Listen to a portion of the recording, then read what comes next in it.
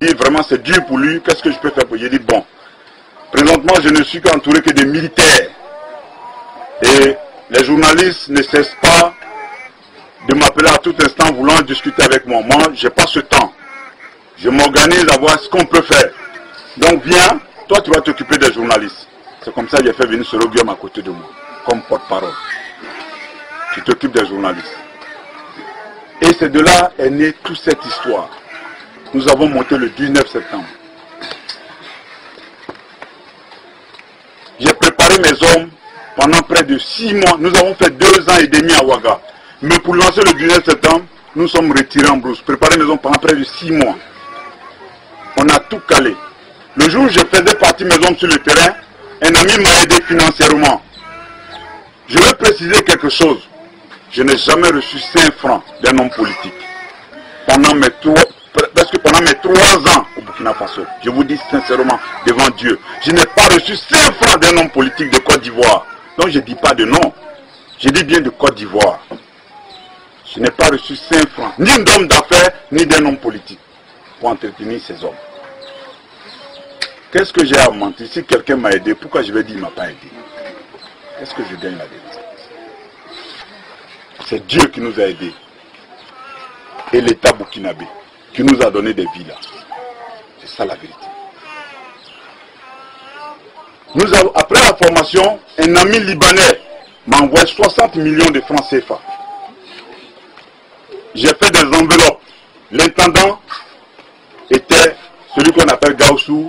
Il est avec la rébellion, c'est le Diagao, le com-zone de Bundiali.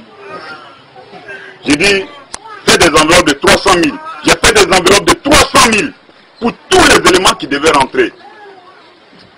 Je les avais découpés en 3 groupes. Parce qu'il devait y avoir 3 attaques simultanées. Abidjan, Bouaké, Korogo. Et chaque chef de groupe, Abidjan, c'était Kobo. À Bouaké, c'était Zagazaga. Et à 2002, jusqu'en 2003, avant que je ne parte en France, pour qu'on m'arrête, tout le monde avait une bonne image de la rébellion. Nous sommes rentrés, les choses ont fonctionné dans les normes de Dieu.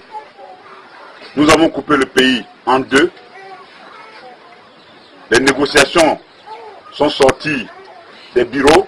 Makoussi, d'abord Lomé, Makoussi. Et à Makoussi, quand ça s'est passé, je devais aller à D'abord, il faut que je vous éclaircisse quelque chose. Les gens vont se poser la question, mais pourquoi quand ça s'est passé, les premières heures, je n'ai pas sorti ma tête à Bouaké?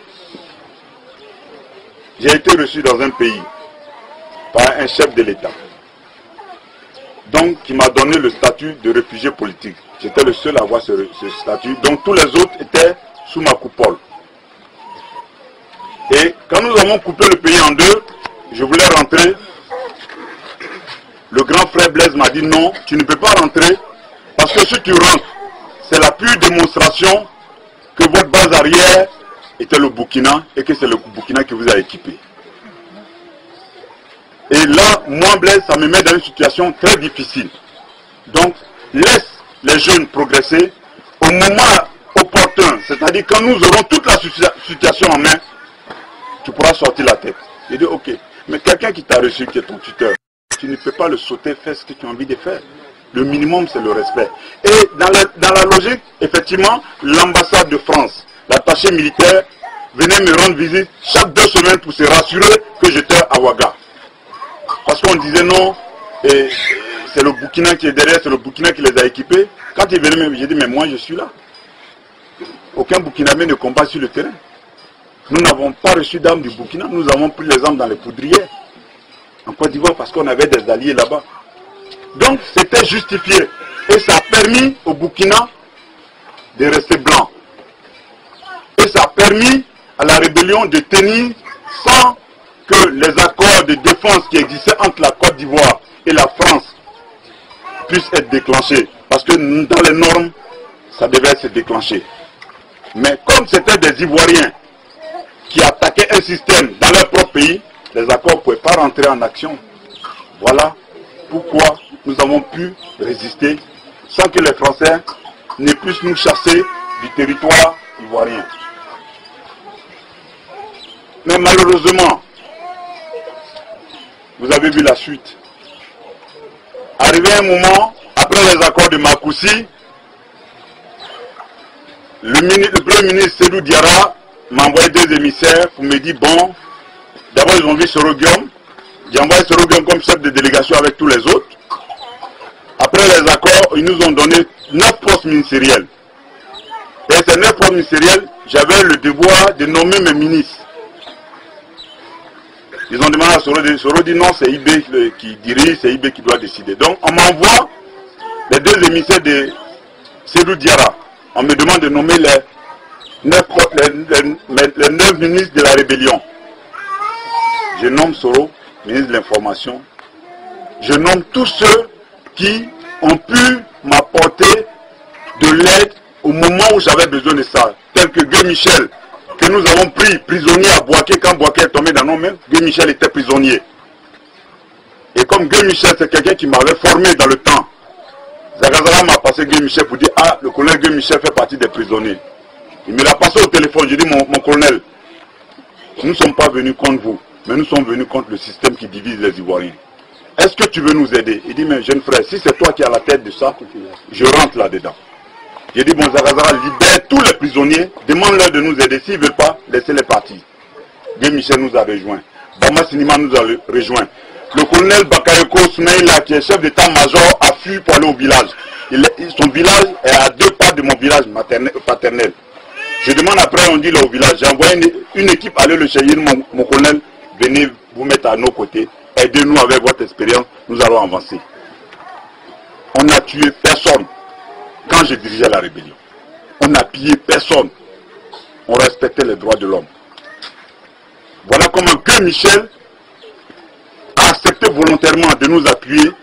Quand nous avons eu les 9 postes ministériels, j'ai demandé à Guy, j'ai dit, Guy Michel, je te nomme ministre des Sports parce que tu es un homme qui a été là quand on avait besoin de toi. Donc voilà un peu comment j'ai nommé les postes ministériels. Mais ceux qui disent que je demande un poste ministériel aujourd'hui, mais pourquoi au moment où moi-même je devais nommer des ministres, je n'ai pas pris 2 ou 3 postes ministériels pour moi-même? Qui pouvait dire quoi? Je n'ai pas pris. Parce que je n'étais pas venu pour ça. Ma mission était de pacifier la Côte d'Ivoire, de rendre justice, de ramener l'amour entre les Ivoiriens. C'était tout. Je ne cours pas derrière un poste. Donc je n'ai pas pris de ce temps, j'ai nommé des gens. Parce que le combat n'était pas fini. Pour certains, ils croyaient que le combat était fini. Le combat ça venait même de commencer. Ça, c'est la branche politique. Mais malheureusement, les amis que j'ai nommés et que j'ai envoyés pour nous représenter ont oublié la mission. Ont complètement oublié la mission. Ils étaient devenus des ministres. Pour eux, c'était la fin. Ils étaient dans le beurre. Ils ont oublié la racine, l'origine de notre combat. Et ils se sont fait manipuler par Laurent Gbagbo. Les remonter contre leurs propres frères. Et subitement, je suis là. J'ai dit, bon, la situation a commencé à se dégénérer. J'ai dit, bah, il faut que je rentre. Je suis allé voir le grand frère. J'ai dit, non, il faut que je rentre. Il faut que je rentre parce que les choses sont en train de se dégrader. C'est pas normal. Je vois mes ministres en train, on me dit ici, hier soir à 2 h du matin, 3 de mes ministres étaient chez Gbagbo en train de boire champagne là-bas. J'apprends ici, 2 de mes ministres sont en voyage avec Gbagbo chez le président Bongo. Je les appelle, je dis, mais qu'est-ce qui vous arrive? Est-ce que je vous ai nommé ministre pour faire des voyages avec... Je dis, Gbagbo, jusqu'à preuve de contraire, reste notre adversaire. Il n'est pas notre ami. Vous n'êtes pas allé pour ça. Vous êtes allé pour défendre les droits des Ivoiriens qui ont des problèmes. Mais malheureusement, ce n'était pas le cas. Donc voilà comment ça s'est passé. Je voulais rentrer. Le président Blaise dit non, si je rentre, il aura toujours des problèmes. Donc il serait mieux d'aller à Paris. Et de Paris, j'annonce officiellement sur RFI que je rentre. À partir de là, je peux rentrer. Là, lui, les projets. J'ai dit, il n'y a pas de problème. Mais j'ai dit, mais quand même, aller à 6000 km. Or, je suis à 400 km de chez moi, c'est quand même dur. Mais il fallait respecter. Je vais à Paris, j'ai fait 48 heures. Le 3e jour, je veux retourner, on m'arrête à la sortie de l'hôtel. Que je suis venu recruter des mercenaires, que je suis un terroriste et que je pars tuer un président. J'ai fait 21 jours de prison Je sors de prison, on me garde en France sous contrôle judiciaire pendant 2 ans. Donc je ne peux pas sortir de la France. Mais Dieu merci, un jour j'ai décidé de sortir et à l'aéroport, je suis passé par la Belgique. On m'a arrêté pendant quelques heures.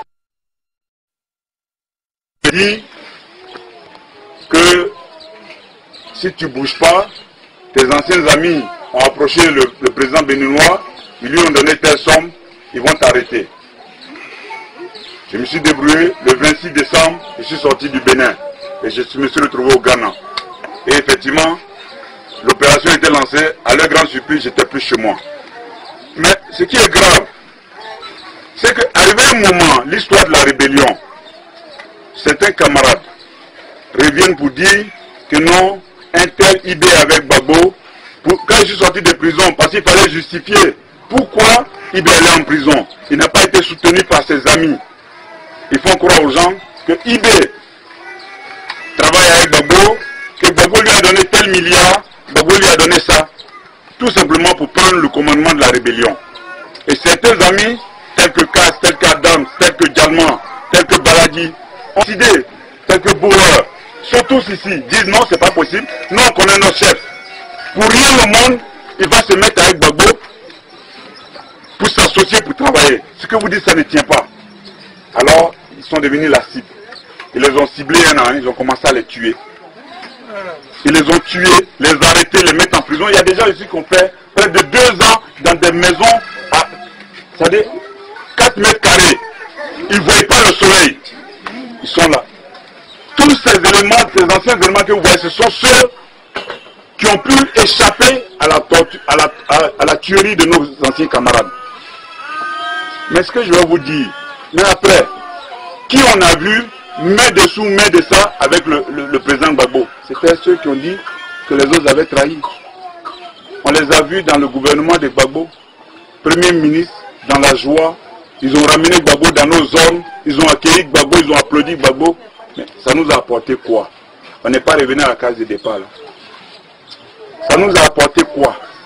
Ils ont construit leur révolution sur du mensonge.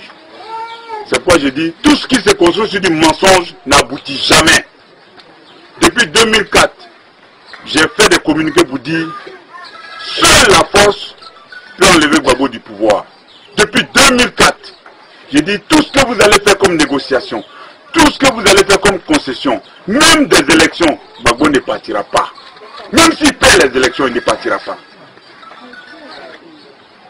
Soyons raisonnables, arrêtons la souffrance du peuple, mettons-nous ensemble pour régler le problème de Gbagbo. Tout le monde m'a trouvé comme extrémiste, celui qui est contre la paix, celui qui est mauvais, celui qui veut ça. J'ai dit ok, seul je ne peux pas contre la vie des autres. Ils ont les journaux, ils ont les télévisions, moi je n'en ai pas. Je vais me taire, je fais silence radio et puis Dieu va faire le reste. Mais où nous sommes aujourd'hui? Et plus pire, plein de morts, plein de souffrances. Ils ont appauvri le peuple. Beaucoup de personnes ont perdu leur travail. Les enfants ne vont pas à l'école. Les gens ne mangent même pas 2 nourritures par jour. Est-ce que ça cela devait arriver? Non. Si vraiment je savais que les choses allaient se passer comme ça, je n'allais jamais déclencher le 19 septembre. Je vous jure. Mais je ne regrette pas parce que c'est avant de déclencher le 19 septembre. Ça veut dire seul dans une maison en 4 murs. Je pense que Dieu était là quand je lui demandais. J'ai dit Dieu, ce que je veux faire, si ça va apporter la souffrance à mon peuple, si ce n'est pas la vérité, ne me donne pas les moyens. Ne me donne pas les moyens. Je n'avais pas les moyens.